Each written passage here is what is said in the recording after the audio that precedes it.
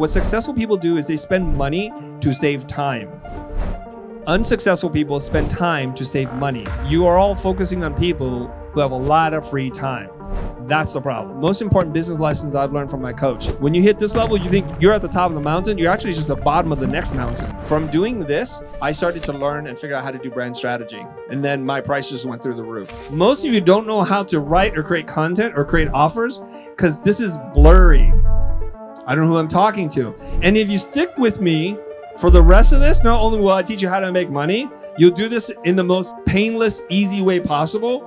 And if you learn how to do it, you can charge a lot of money to do it for other people. I got to tell you something. The reason why I want to start here is learning this process changed the game for me. It really changed the game because we think we're designing for someone, but we're not really doing it for anyone. So the way I like to do customer profiles is to really go deep, understand not just the demographics, which most people stop at, but psychographics, like the way they think, they feel, their values and belief systems. When you do this, the way I'm about to teach you to do it right now, it's going to unlock so many things in your mind about what other services you can provide, how you can communicate to them, to relate to them better. And for me, it was just a creative springboard. From doing this, I started to learn and figure out how to do brand strategy. And that was just everything. And then my prices went through the roof. So would you like to learn how to do this? So what we need to do is try to figure out who your best client is. Right? So we're going to build it for your best client. And then you're going to see all of a sudden things that you can do, the way you can market and speak to them, the way you can brand, so that you become very attracted to this type of person. Right? So usually what people will do is they'll ask me, well, what is my ideal client? Here's what we do. How many people have clients here? Raise your hand. Because there's a lot of in-house people. Okay, so now we know the session has begun because the entrepreneurs have showed up. Because I talked to one in-house person after the other. I'm like, oh my God, it's all in-house people. All right. So what I want you to do is think about the last 10 clients or projects you've worked on.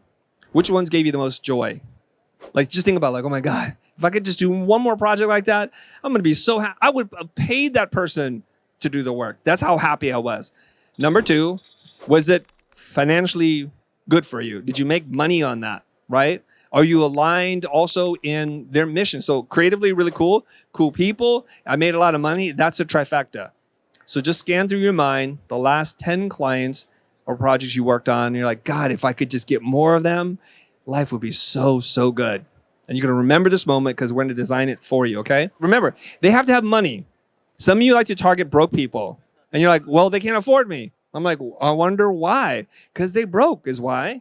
So don't pick someone who's broke. They got to be able to afford you, actually afford a lot of you because you want to keep charging more, yes? So one thing that we have to do is we have to find someone who's hungry or starving for what it is that we do and would be happy to give us the money so that we can help them. Do you know who the Hormozis are? Alex and Layla Hormozi? I lost track of how much money they spend. For the two of them, they're both entrepreneurs. Since you don't know them, what do you imagine they pay their media teams on a monthly basis? What do you think their monthly budget is? What would you say? You talking about their monthly budgets? Yeah, monthly budget for both of them. What do you think it is? I'm pretty sure it's a lot higher than what I'm charging. Well, who cares about you right now? What do you think they're paying? Let's say probably up to 1,000. I say that 1,000. Mm-hmm. Okay, good. Does anybody here know? 200 grand. 200 grand. So between 1,000 and 200,000. I saw Alex a couple of years ago. He went up on stage and he goes, I spend $50,000 a month myself. Okay. And then with my wife, it's 100K. And then I heard there was like 100K each now. And it keeps going up because they've realized something. The more they spend on their content, the bigger their business gets, the bigger the opportunities. And basically from the content that they generate, they get so many qualified leads. They don't know what to do with themselves. So you're busy talking to the choreographers of the world when they don't see the value in what you do, right? Yeah. So it's like you trying to attract a person that's not attracted to you. It's kind of a dead chase. Sorry, I have a question. Yeah. Do you wait for these clients to find you or do you go chase them? No. You design this person and then you become so attracted to this person. I don't know about you. My brother told me this, dating advice when I was a little dude. He goes, who is it that you would be most attracted to? Sit down there and write on a piece of paper the ideal person for you. You did that. And then you forgot about it. And this is what you do. This is how we design our ideal partner, business partner, right? All right. So with your interior designer, same problem. If they're doing $4, $5, $10 million homes, the interior design would get so much and then they would hire you. It just works that way. Does everybody understand this concept? So what's the problem? Why are we just looking for broke clients? Why do we do that to ourselves? Is it like looking in a mirror? I see you. What's happening, guys? Why do we want to work with people who cannot afford to pay us?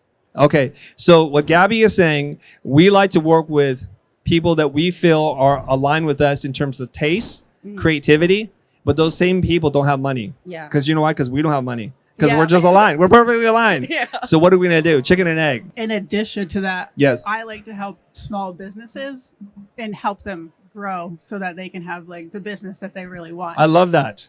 Okay, how you all are good-natured, creative human beings who want to better the world. Yes, most of you. Some of you just want the money. Talk to me later. Okay, that's fine. So those of you that want to help people transform their business, what happens when they transform their business? When you take them from 1x to 5x because of some of the contributions you made, clearly they know how to run a business. What happens to your relationship? Well, hopefully it keeps going. Do they pay you 5x more for 5x more years? Has anybody ever had that happen? Oh, see, okay. You have? For real? All right, give him the mic because I'm going to question you now. All right, I'm a hostile witness. Let's go. I had a pharmaceutical company startup. It was a startup that we did a 3D animation for, and we did it for Peanuts. What's Peanuts? Let's get real. Peanuts is $3,000. Okay, that's Peanuts. Go on. Yeah. And then they blew up? And so they grew up. We actually grew up. And we actually got a little bit disconnected as they were doing some things in-house. But as they came back, we were able to bid much bigger projects. How much more? 40 grand. Okay. 10 grand a month. Okay, that relatively is a lot more. So you're talking about 10x plus. Mm-hmm. Yeah, okay. This has been my experience. You can just hold on to the mic for a sec, okay? My experience has been this. You know, like when you're first dating your high school sweetheart, and then you guys went to the big city and you went separate ways. All of a sudden, she got a big job or he got a big job. You're not the same to them anymore. They trade up. Most people just trade up. So what will happen is, and this is really sad, not always true. Like if I was in competition with you and I work at a much higher level, when they have the money, like we want to work with Chris and his team. They're award winning. Look at who they worked with. And most times they just leave you in the dust. And you would do the same. You know how you accepted this low-level intern and then you got real big? They don't have the skills to grow with you. Not everyone is capable of going to the next level. This is what one of the most important business lessons I've learned from my coach. There are tiers. You don't know it because it's all invisible to you. When you hit this level, you think you're at the top of the mountain. You're actually just the bottom of the next mountain. Okay? So when we would win $100,000 jobs, we could not win $200,000 jobs. When we win $200,000 jobs, I could not win $400,000 jobs because they're very different animals, different levels of competition. And then you get to the $1 million range, and it becomes cutthroat at that level because everyone is world class. You've read them in your design books. They're winning all the awards. That's who you're competing with now. I have a client, also my friend. Oh, no. It's not starting strong. Go ahead. Keep going. He runs about 6 or 7 businesses. I'm not sure exactly. Okay. I'm estimating he does about 1-2 million a year. From 6 to 7 businesses? Yeah, some of them are like passion projects. Some of them are. He has a coffee. He roasts coffee, bags it, sells it, distributes it, does all that. Okay. That's his bread and butter, and then he has construction. Yes. Those are his 2 bread and butter. Yes. Here's the problem with your friend's business. I'm sure he's doing fine. If you just take 6 and you take 1.2, each business on average is about $200K. Each one of them is a hobby lifestyle business. I all respect to your friend. I don't consider him an entrepreneur. He's doing too many weird things. Why don't he just focus in on the one business that's making all the money and just get rid of the other ones? I'll tell him that. Please tell him that. And then if it works for him, tell him, send me some money. You guys need to, I need to change your mind. 200K is not a lot of money for your client. You all understand that? 200K, because they're only going to spend some percentage of that on you. So now what do we have left? Now, as a rule of thumb, most companies spend about 10% on marketing annually. So their annual budget for marketing, including people, is 20K. And you're not going to take their whole budget. So you're going to take a tenth of their budget, which would be 2K. Is that roughly the size of your projects, about 2K? That's the problem. You see, this is how it works. Just math doesn't lie. This is it. This is the problem. So we need somebody here who knows their client, who is doing decent numbers that they would be able to afford people like you and happy to pay you. Happy to pay you. That's the criteria here for an ideal customer profile. All right. All right. Who's your customer? What do you do, first of all? We make beautiful living spaces by selling tile and furniture online. Visual designer. Okay, I got you. Okay. Who's your ideal customer? I would say like One person, yes? like a guy who runs Marriott. Okay. What is his title? He's probably in charge of building property development. So his title would be like business ops, or like property developer, director, or Okay. somebody at a high level. Business ops director. Okay. Yeah. Roughly how old are they? 45. 45, Okay. yes. Married? They're married. Children? They have at least 2 kids. 2 kids. How old? Probably like 8 and 14. I like that. So if you said 36, like the math don't work, right? Like, that's good. Where else might they have a home? They probably have a condo up in New York City. Okay. They probably hang out in Aspen. All the rich people hang out in Aspen, Colorado. That's why I'm not in Aspen. Okay. This is perfect. What did they study in school? Probably business administration and marketing. This is the easiest part. Yeah, easiest part. Can you guys can you sort of envision a 45-year-old man who's first marriage, second marriage, divorce? Usually probably it's better if it's his first marriage, because then he has better integrity. Okay. Or you can get out of it. That's fine. Okay, first marriage, this is all good. Okay. And stability, more All right. stability too. So the next part is a little bit harder, okay? Now, every step that we do is predicated on the first part being right. So when I do this for clients, I kind of like do the little logic check. Does the logic? If it doesn't, we got to fix something. Does it logic to you? Okay. How much income does this person make? Let's say from the company, they probably make about between, let's just say 400,000 plus bonuses. Okay.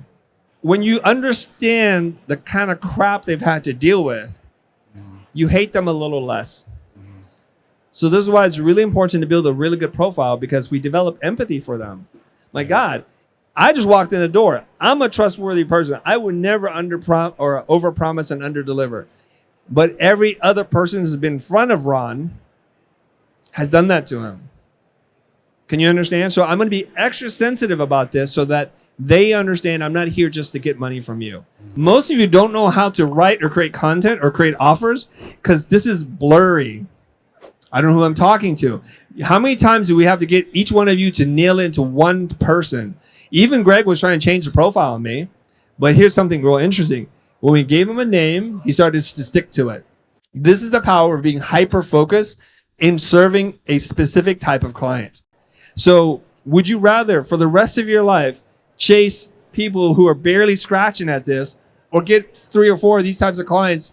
You would have more business than you know what to do with. I think we often want to rush into the work as well and not really like 100%. dig deep. You're speaking truth. Because it makes us feel uncomfortable. And we know from, I guess, a lot of practice, well, at least we do the work. We have something to show for at the end of the day. But when you do a lot of the thinking work, you're like, well, what did I just come up with? But I'll tell you something right now. There's that expression. I will measure 100 times before I cut one piece of wood. This is the measuring part. You guys are busy chopping down trees. You're killing Earth. Yeah? That's what you're doing. You just chop away. You don't know what you're looking for. When I've done this for clients, they have that same expression. I've never felt so seen.